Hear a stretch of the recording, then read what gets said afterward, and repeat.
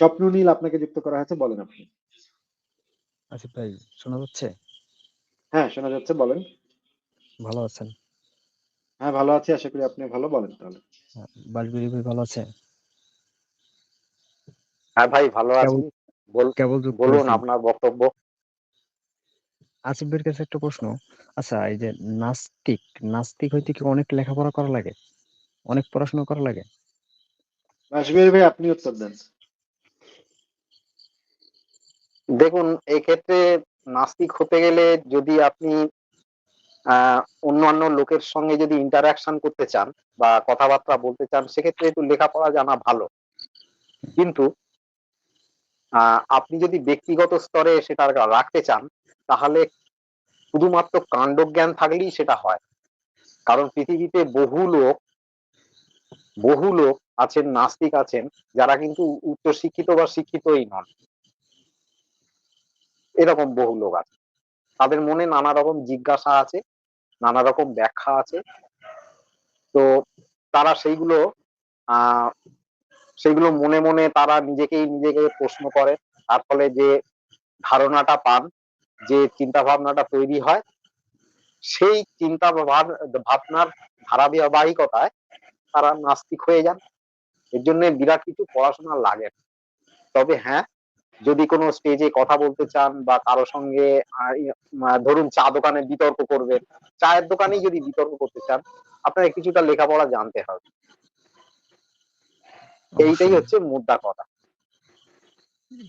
তার সঠিক। কারণ আচ্ছা হচ্ছে, হ্যাঁ আচ্ছা, এক হ্যাঁ সেকেন্ড, হ্যাঁ বলুন। ডায়োজেনিস ভাই, আপনি একটু কথা বলেন তো। হ্যালো আফিফ দাদা, কেমন আছেন? হ্যাঁ, ভালো আছি। আপনি কি আমাদের ওই যে ডায়োজেনিস নামে যিনি যুক্ত হতেন, উনি নাকি অন্য কেউ? হ্যাঁ হ্যাঁ, আমি ডায়োজেনিস। আচ্ছা, রাশমির ভাই তাহলে শেষ করেন, সরি রাশমির ভাই শেষ করেন। হ্যাঁ, তো আসিফ ভাই, আমি বলে নিই দু একটা কথা। তাহলে আহ, আপনি যখন কারোর সঙ্গে নাস্তিকতা বা ধরুন আস্তিকতা এইসব নিয়ে কথাবার্তা বলবেন, আপনাকে কিছু আহ, বাক্য প্রতিষ্ঠা করতে হবে। আপনার দাবি এবং দাবির সপক্ষে কিছু প্রমাণ প্রতিষ্ঠা করতে হবে। তার জন্য একটু লেখাপড়া জানলে ভালো হয়। এই হচ্ছে ব্যাপার, বুঝলেন? হ্যাঁ, বুঝতে পারছি। আর আপনার কাছে আরেকটা প্রশ্ন। এই যে আপনার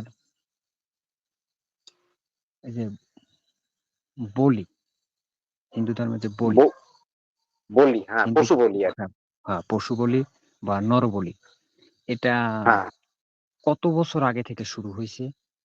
আপনার কি সঠিক জানা আছে? বা কোনো পুস্তকে না এরকম কিছু এরকম, পাওয়া যায়? দেখুন, এটা আপনি যদি মহাকাব্যের যুগ দেখেন, আহ আসলে আহ, হিন্দু ধর্মের যুগ তো অনেক রকম। তো মোটামুটি বৈদিক যুগের পরে পৌরাণিক যুগ বা মহাকাব্যের যুগ বলা হয়। তো আপনি মহাকাব্য, যদি প্রথম মহাকাব্য রামায়ণকে ধরেন, তো রামায়ণে যখন দশরথ হচ্ছে পুত্রেষ্টি যজ্ঞ করছে, মানে দশরথের তো বাচ্চা কাচ্চা ছিল না। তো উনি ওই পুত্রেষ্টি যজ্ঞ মানে হচ্ছে ওই একজন ঋষি এসে যজ্ঞ করলে তার বাচ্চা হবে, এইরকম একটি তখনকার মানে মহাকাব্যে আছে। তো সেখানে আমি দেখতে পাচ্ছি, সেখানে অশ্বমেধ মানে হচ্ছে আর কি। কখনো অশ্বমেধ যজ্ঞ আলাদাভাবে হচ্ছে, কখনো পশু বলি হচ্ছে। তাহলে মহাকাব্যের যুগকে যদি আমরা ধরি, তাহলে রামায়ণের যুগেও কিন্তু পশু বলি ছিল। রামায়ণের যুগে পশু বলি ছিল, তার মানে তার আগে থেকেও পশু বলি হইতো। হ্যাঁ, অবশ্যই, নাহলে তারা জানলো কি করে? তারা তারা তো জানলো কি করে? ইনভেন্টর নয়, তারা তো আর ইনভেন্টর নয়। ভাই, পশু বলিটা তো সেটা তো মানে বহু প্রাচীন কাল থেকেই থাকার কথা। কারণ হচ্ছে মানুষ যখন শিকার করতো, যখন শিকারী ছিল, তখন তো তারা ওই বড় শিকার টিকার পেলে এটাকে নিশ্চয়ই একটা স্পেশাল উৎসবের মাধ্যমেই তারা ইয়া করতো, মানে খাইতো টাইতো। এই হ্যাঁ, উৎসবগুলা থেকে পশু বলির উৎপত্তি ঘটবে, এটাই তো খুব স্বাভাবিক বিষয়, তাই না? হ্যাঁ, আসলে না, উনি ধর্মের জিজ্ঞেস নামে কবে করেছেন থেকে আসিফ চালানো ভাই। শুরু হয়েছে? হ্যাঁ, ওনার বক্তব্য ছিল ধর্মের নাম, ধর্মের সনাতন নামে। ধর্মে। হ্যাঁ, ধর্মের নামে কবে থেকে চালানো শুরু হয়েছে এরকম ওইটা থেকে আসিফ ভাই যে বললেন যে ওই যে পশু বলি আগেকার দিক গুহা মানবরা করতো, ওই যে যার মানে টোটেমকে, অর্থাৎ প্রত্যেকটা দলের না, এক একটা দলে বিভক্ত ছিল, তো প্রত্যেকটা দলে এক একটা খাদ্য নির্বাচন করে নিয়েছিল। কেউ উট খেত, কেউ ঘোড়া খেত, কেউ মহিষ খেত, কেউ ভেড়া খেত। হ্যাঁ, একে বলা হয় টোটেম। মানে হচ্ছে যে যে যে দল যে প্রাণীকে খেত, অন্য দল সেই প্রাণীকে পুজো করত, এরকম ব্যাপার। তাহলে দেখুন খাদ্য কিরকম বিশ্লেষণ হয়ে গেল। অর্থাৎ মনে করুন আপনি ভেড়া খান, আমি ভেড়াকে পুজো করি। সবাই যদি ভেড়া খান তাহলে হচ্ছে ভেড়ার সংখ্যা কমে যাবে। একদল যদি পুজো করে আর এক দলের খাদ্য সংখ্যা বেড়ে যাচ্ছে। এই ধারণা থেকে, একে বলা হয় টোটেম পদ্ধতি, এই ধারণা থেকে ওই পশু বলিগুলো এসেছে। আর আপনার প্রশ্ন ছিল সনাতন ধর্মে পশু বলি, সেটা হচ্ছে আমি আচ্ছা, রামায়ণ থেকেই পাই, রামায়ণ থেকেই পাওয়া যায়। বুঝতে পারছি। আমি আচ্ছা, আপনাদের ডায়াজনিস ভিডিওগুলো ভাই কি এই বিষয়ে কিছু বলবেন? জি ভাই, আমি বলিনি। আপনি কি এই বিষয়ে কিছু বলবেন? না, আমি বলিনি কিছু না। আমার কিছু প্রশ্ন ছিল আপনার কাছে। আচ্ছা, তার মানে তো আপনি আমাদের ওই ডায়াজনিস ভাই না। আপনি কি না, অ্যাকচুয়ালি অম- এটা, হ্যাঁ, এই রিলেটেড প্রশ্ন আমি আপনাকে করতে চাই। আমাকে আপনাদের আচ্ছা, মতোই ঠিক ভাবতে আছে, পারেন। ঠিক আছে, আচ্ছা, বুঝতে পেরেছি। মানুষ আপনি যত আমাদের শিক্ষিত হবে, আমাদের সাথে হ্যাঁ, আমাদের সাথে আরেকজন ডায়োজনিস যুক্ত হতেন, আমি ভাবছিলাম যে আপনি সেই ব্যক্তি। এখন দেখা যাচ্ছে সেই ব্যক্তি আপনি না। আপনার কণ্ঠস্বর শুনে এখন বোঝা যাচ্ছে যে আপনি সেই ব্যক্তি না। ঠিক আছে, হ্যাঁ, তাহলে জি বলেন, জি। আপনি বলেন। আচ্ছা, আমার প্রশ্ন ছিল, মানুষ যত শিক্ষিত হবে ততই কি নাস্তিকতার দিকে ধাবিত হবে? এটাই হওয়ার কথা। হ্যাঁ, শিক্ষিত যদি শিক্ষাটা যদি ঠিকভাবে দেয়া যায়, যদি মানে জ্ঞান ভিত্তিক সমাজ যদি প্রতিষ্ঠা হয় এবং শিক্ষা ব্যবস্থাটা যদি সেকুলার হয়, তাহলে তো ডেফিনেটলি মানুষ নাস্তিকই হবে। কারণ ইসলামের আলেমরাও কিন্তু এখন ওয়াজে টোয়াজে বলে যে এই যে সেকুলার শিক্ষা ব্যবস্থা দিয়েই তো সমস্ত সর্বনাশটা করতেছে। এই যে সেকুলার শিক্ষা ব্যবস্থা, এটা দিয়েই তো এই বিবর্তন তত্ত্ব টত্ত্ব শিখাইয়া বিগ ব্যাং টিগ ব্যাং এগুলো শিখাইয়া আমাকে ধর্ম থেকে দূরে সরাই নিয়ে যাচ্ছে। পোলাপানে নাস্তিকের কারখানা হইতেছে এই যে এই শিক্ষা ব্যবস্থা, সেকুলার শিক্ষা ব্যবস্থা। অথচ সেকুলার শিক্ষা ব্যবস্থা মানে কিন্তু ধর্ম নিরপেক্ষ শিক্ষা ব্যবস্থা, যেটা যেটা কোনো ধর্মকেই সাপোর্ট করবে না। কিন্তু তারা বলতেছে যে এই সেকুলার শিক্ষা ব্যবস্থার মাধ্যমে নাকি নাস্তিকতা হয়ে যাচ্ছে। তার মানে মুমিনরাও তো, হুজুররাও তো এটা স্বীকার করে নিচ্ছে যে শুধুমাত্র যদি সেকুলার শিক্ষা দেওয়া হয়, যেই শিক্ষা কোনো ধর্মের পক্ষে না, সেই শিক্ষাটা পাইলেই মানুষ নাস্তিক হয়ে যাচ্ছে, তাই না? জি। আচ্ছা, আমার আরেকটা প্রশ্ন আছে ধর্ম রিলেটেড। আচ্ছা বাসবিহারী বিভিন্ন ভাই কি ভাই, ধর্মে, কিছু আমার বলবেন এই বিষয়ে? হ্যাঁ, বাসবিহারী ভাই হ্যাঁ ধর্ম বলেন। নিয়ে। আমার এই বিষয়ে একটা কথা আছে, তবে একটু সময় লাগবে আসিফ ভাই। কোনো সমস্যা নেই, বলেন। আচ্ছা, কথা হচ্ছে এই ভাই, এই ডায়োজেনিস ভাই, আপনি যখন শিক্ষিত হবেন, কোনো বিষয়ে শিক্ষা লাভ করবেন, তখন আপনি যে কথাবার্তাগুলো বলবেন তার ভিত্তি খুব দৃঢ় হয়ে উঠবে যদি আপনার শিক্ষাটাকে প্রয়োগ করেন। অর্থাৎ অবশ্যই। আপনার আপনার ব্যাখ্যাগুলো তখন খুব দৃঢ় ভিত্তির উপরে স্থাপিত হবে, তখন আর অন্ধবিশ্বাসের উপরে স্থাপিত হবে না। ফলে আপনার বুঝতে ব্যাখ্যা পেরেছি। থেকে মানুষ খুব সহজেই সিদ্ধান্তে পৌঁছতে শুরু করে।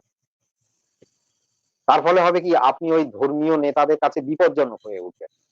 আচ্ছা, এবারে আমি হ্যাঁ, বলি, এই যে ব্যাখ্যা জিনিসটা, একটা শিক্ষিত লোকের ব্যাখ্যা আর একটা অশিক্ষিত বা অল্প শিক্ষিত বা একেবারেই অশিক্ষিত লোকের ব্যাখ্যার মধ্যে কয়েকটা তফাৎ আছে। যখন আপনি শিক্ষিত হবেন, মনে করুন আপনি সাহিত্যে শিক্ষিত হবেন, তাহলে সাহিত্য সম্পর্কে আপনি যে ব্যাখ্যাগুলো দেবেন সেগুলো বিজ্ঞান ভিত্তিক হয়ে যাবে। এবারে আপনি বলবেন যে সাহিত্যে আবার বিজ্ঞান ভিত্তিক। আসলে বিজ্ঞান মানে তো বিশেষ রূপে জ্ঞান। যে কোনো বিষয়ই আপনি যদি যৌক্তিক ব্যাখ্যা দেন তাকেই বলা হয় বৈজ্ঞানিক ব্যাখ্যা। এইটা মনে রাখবেন। বিজ্ঞান মানে শুধু এই রকেট, বাড়িতে electric phone, AC, TV, fridge, হ্যাঁ, বা চন্দ্রযান, এইসব, এটা হচ্ছে বিজ্ঞানের প্রয়োগ। কিন্তু বিজ্ঞান বলতে যেটা বোঝায়, বিজ্ঞানের অন্তর্নিহিত তাৎপর্য হচ্ছে বিজ্ঞান আপনাকে শেখায় কেন প্রশ্ন করতে। অর্থাৎ এই এই ব্রহ্মাণ্ডে কোনো একটা ঘটনা ঘটছে, কেন ঘটছে, এইটা হচ্ছে বিজ্ঞানের অন্তর্নিহিত তাৎপর্য। বিজ্ঞান সবসময় আপনার মনে এইটা জাগিয়ে রাখে। এবারে যে ওই কেন খুঁজতে যায়, সেই একদিন সেই খোঁজার ধারাবাহিকতায় সে হয়তো মোবাইল ফোন আবিষ্কার করে ফেলে, সে হয়তো রকেট আবিষ্কার করে ফেলে, সে হয়তো লিকুইড পেট্রোলিয়াম আবিষ্কার করে ফেলে। সে যে মোবাইল আবিষ্কার করবে বলেই গবেষণা করছে তা কিন্তু নয়। সে মাইক্রোওয়েভ নিয়ে গবেষণা করতে করতে করতে দেখলো যে এই মাইক্রোওয়েভ এইভাবে স্যাটেলাইটের মাধ্যমে আরেক জায়গায় পাঠানো সম্ভব। এইখান থেকে হয়ে গেল মোবাইল। তাহলে বিজ্ঞান করছে কি, আপনাকে কেন ভাবতে শেখাচ্ছে। এবারে এই কেন ভাবাটা যদি আপনার যৌক্তিক হয়, দেখুন আবার আর একটা কথা এসে গেল, যৌক্তিক। যৌক্তিক মানে হচ্ছে যে চিন্তা ভাবনা, খুব ভালো করে মনে রাখবেন, যে চিন্তা ভাবনা তথ্য নির্ভর, যাচাইযোগ্য, তথ্য নির্ভর, যাচাইযোগ্য এবং প্রাসঙ্গিক, এই 3টে পয়েন্ট মনে রাখবেন। কোনো বিষয়ে আপনার ব্যাখ্যা যদি তথ্য নির্ভর হয়, প্রাসঙ্গিক হয় এবং যাচাইযোগ্য হয়, তবে তাকে বিজ্ঞান বলা হয়। আপনার ব্যাখ্যাটা বৈজ্ঞানিক ব্যাখ্যা। আর আপনার ব্যাখ্যা যদি অন্ধবিশ্বাস, কুসংস্কার এইগুলোর উপর ভিত্তি করে হয়, পরম্পরা এইগুলোর উপরে ভিত্তি করে হয়, সেটাকে বলা হয় অবৈজ্ঞানিক ব্যাখ্যা। তাহলে এবারে আপনি যদি শিক্ষিত না হন, আপনি তথ্য নির্ভর ব্যাখ্যা করবেন কি করে? আপনি যদি শিক্ষিত না হন, আপনি প্রাসঙ্গিকতা বুঝবেন কি করে? ওই যে লোকে বলে না, এই যে ঈশ্বর আছেন তার প্রমাণ কি? না পৃথিবীটা ঘুরছে। আরে ঈশ্বর একটা অতীন্দ্রিয় বিষয়, আর পৃথিবী ঘোরাটা একটা হচ্ছে পার্থিব বিষয়, একটা ফিজিক্সের বিষয়। এই দুটো তো একই প্রসঙ্গে হয় না। তাহলে বৈজ্ঞানিক ব্যাখ্যা হতে হবে তথ্য নির্ভর, আপনাকে কিছু না কিছু রেফারেন্স দিতে হবে। 2 হচ্ছে প্রাসঙ্গিক হতে হবে।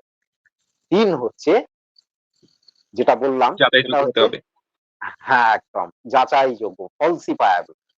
সুতরাং একজন বৈজ্ঞানিক, একজন বৈজ্ঞানিক সে সবসময় প্রস্তুত থাকে যে তার দাবিগুলো, তার প্রমাণ, তার মতবাদ সবসময় ভুল প্রমাণিত হতে পারে। না হলে ওই 3 নম্বর নিয়মটা ফলো হচ্ছে না, যাচাইযোগ্যতা ফলো হচ্ছে না।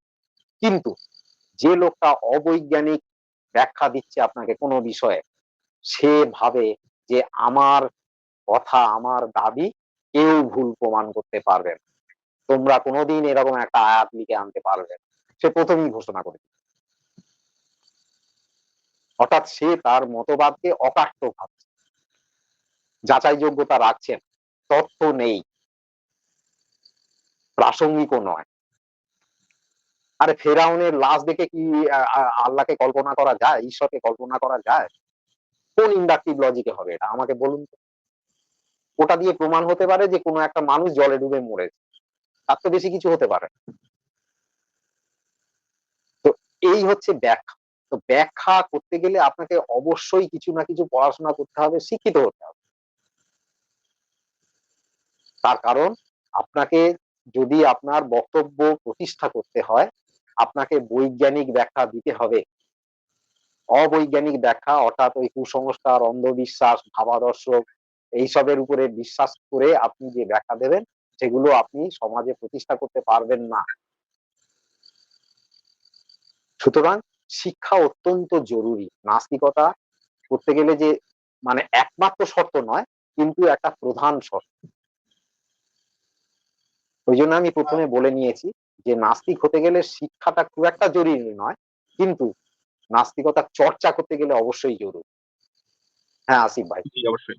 এক্ষেত্রে আমিও আরো দু একটা কথা আমার মনে আসলো যে ডায়োজেনিস ভাই, আপনি যদি ইউরোপের শিক্ষা ব্যবস্থা, ইউরোপের শিক্ষা কাঠামো এবং বাংলাদেশ, পাকিস্তান, আফগানিস্তান, ভারত এই সমস্ত দেশের শিক্ষা কাঠামো, শিক্ষা ব্যবস্থার গুলো আপনি লক্ষ্য করেন, আপনি দেখবেন যে বিশেষ করে ইউরোপের শিক্ষা ব্যবস্থা যেরকম, যে বাচ্চাদেরকে কিন্তু প্রশ্ন করতে শেখানো হয়। এখানে প্রত্যেকটা স্টেপে, প্রত্যেকটা জায়গাতে, প্রত্যেকটা মানে ইসের ভিতরে এমন ভাবে, এবং এটা শুধুমাত্র যে স্কুলে তা না, স্কুল, হাই স্কুল, ইউনিভার্সিটি সমস্ত জায়গাতে যিনি টিচার, যিনি প্রফেসর, তাকে আপনি কতভাবে আটকাতে পারেন, তাকে আপনি কতভাবে নাজেহাল করতে পারেন, ক্লাসরুমের ভিতরে আপনি আগে থেকে পড়ে এসে তাকে কত ক্রিটিক্যাল কোশ্চেন করতে পারেন, তাকে কিভাবে আপনি দমন করতে পারেন, তার কথাকে কিভাবে আপনি ভুল প্রমাণ করতে পারেন, এটার কিন্তু একটা প্রতিযোগিতা হয়।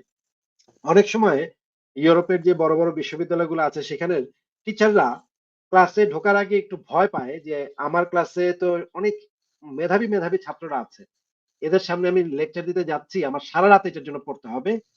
ওইরা টুইরাও তারপর তারা ভয় পায়, তারা ইন্টারভিউতে ঢোকার সময় মানুষ যেভাবে যেরকম ভয় পায়, ইউরোপের বড় বড় ইউনিভার্সিটি গুলোতে টিচাররা, প্রফেসররা ক্লাসরুমে ঢোকার সময় সেই রকমের ভয় পায়।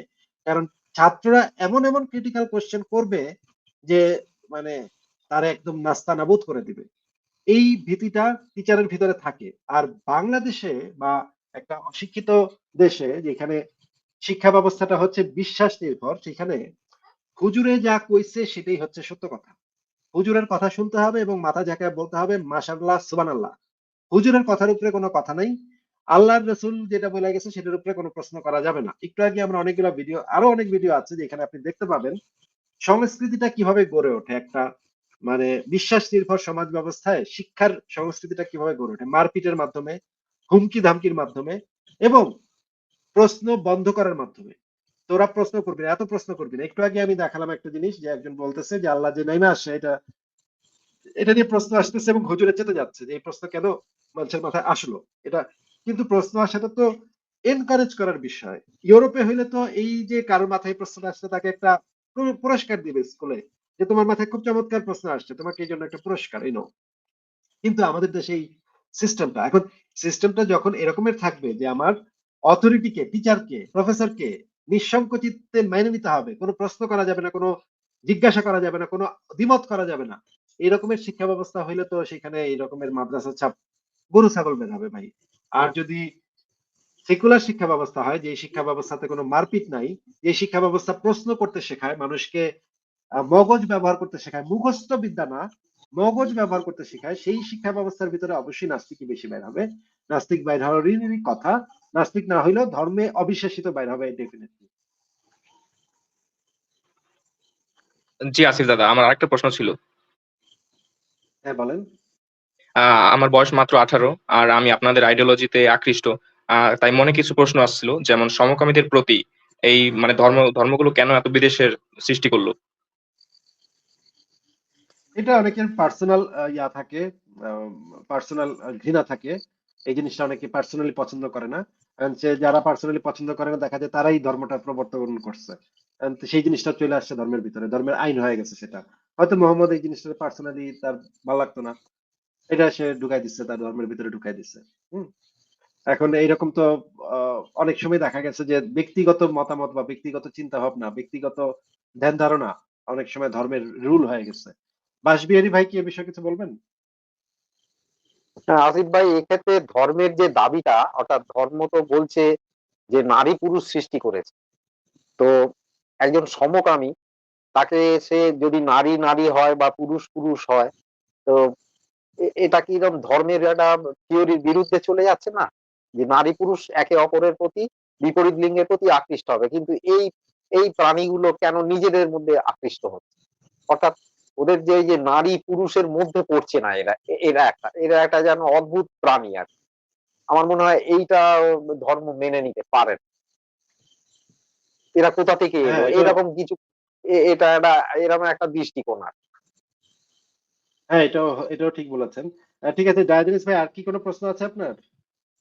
আচ্ছা দাদা, আরেকটা হচ্ছে, মানবিক মানুষ হতে গেলে কি ধর্ম পালনের কোনো আবশ্যকতা আছে কিনা? অবশ্যই নাই। ধর্ম পালনের কোনো আবশ্যকতাই নাই। ধর্ম মানুষকে ঘৃণার শিক্ষা দেয়, অন্য ধর্মের মানুষকে ঘৃণা বিদ্বেষের শিক্ষা দেয়। ধর্ম পালন করলে তো মানবিক মানুষ হওয়া সম্ভবই না। আমি তো মনে করি না কোনো মানুষ পরিপূর্ণভাবে ধর্মে বিশ্বাস করে কোনো একজন মানবিক মানুষ হতে পারে, এটা আমি মনে করি না। বাসবিহারী ভাই কি মনে করেন? হ্যাঁ, তো এ তো একদম এক কথায় সেরে দিয়েছেন আপনি। কারণ সনাতন ধর্ম সে নিজেরা 4 ভাগে বিভক্ত, সে মানবিক হলো কি করে? তারপরে ইসলাম সে কাফেরকে বধ করবে, খ্রিস্টানরা নেটিভ বলবে, ব্ল্যাক বলবে, ইহুদিরা নিজেদের একমাত্র পবিত্র মনে করবে। তো এখানে মানবিকতাটা কোথায়? সে তো সব মানুষকে তো মানুষ ভাবছেন, কোন ধর্মই। তাহলে আপনি ধর্ম পালন করে কি করে মানবিক হবেন? এর ভীতিটাই তো অমানবিক, তাই না? ডায়াজনিস ভাই আর কি কিছু আছে আপনার প্রশ্ন? না দাদা, আজকে এই কয়টাই প্রশ্ন ছিল। আপনার ভালো থাকবেন অনেক। ঠিক আছে ভাই, ভালো থাকবেন আপনিও। তাহলে বিদায় জানাচ্ছি আপনাকে, পরে আবার নিশ্চয়ই কথা হবে। স্বপ্ননীল ভাই আপনি তাহলে শেষ করেন আপনার কথা। ভাই আপনাদের আহ, বলতে গেলে প্রত্যেকটা ভিডিওই দেখি, এই যে লোপাপু কন, কালকে যে লোপাপুর সাথে আপনি যুক্ত হয়েছিলেন, পরে যে ওই এক মুমিন বলল না না, যে লোপার সাথে আমি কেন যুক্ত হব ভাই? কেন? আমি তো লোপা রহমানের সাথে যুক্ত হইনি কালকে। কেন? অনেক বছর ধরেই আমি যুক্ত হই না তো। এটা আপনাকে কে বললো? উম, কালকে তো আমি ভিডিও দেখছি ওই যে এই অনুষ্ঠানে আপনার মুখ কালকে তো কোনো আমি কোনো লাইভই করি নাই। ইনফ্যাক্ট কালকে তো কোনো আমি লাইভ অনুষ্ঠানই করি নাই। আর আমি তো লোপা রহমানের সাথে দীর্ঘদিন ধরে কোনো ইয়াই করি না। কোত্থেকে আপনি দেখলেন ভাই? কি অদ্ভুত কথা! তাইলে কি পুরান ভিডিও দেখছি না, কালকে তাহলে লাইভে তো বোধহয় দেখলাম। 3-4 বছর আগের ভিডিও দেখছেন বোধহয়। তাই হুম। ঠিক আছে, আর কি কিছু বলবেন স্বপ্ননীল আপনি? না দাদা, তাহলে আমাকে বিদায় দেন, ভালো থাকবেন। ঠিক আছে, ভালো থাকেন। বিদায় জানাচ্ছি। আহ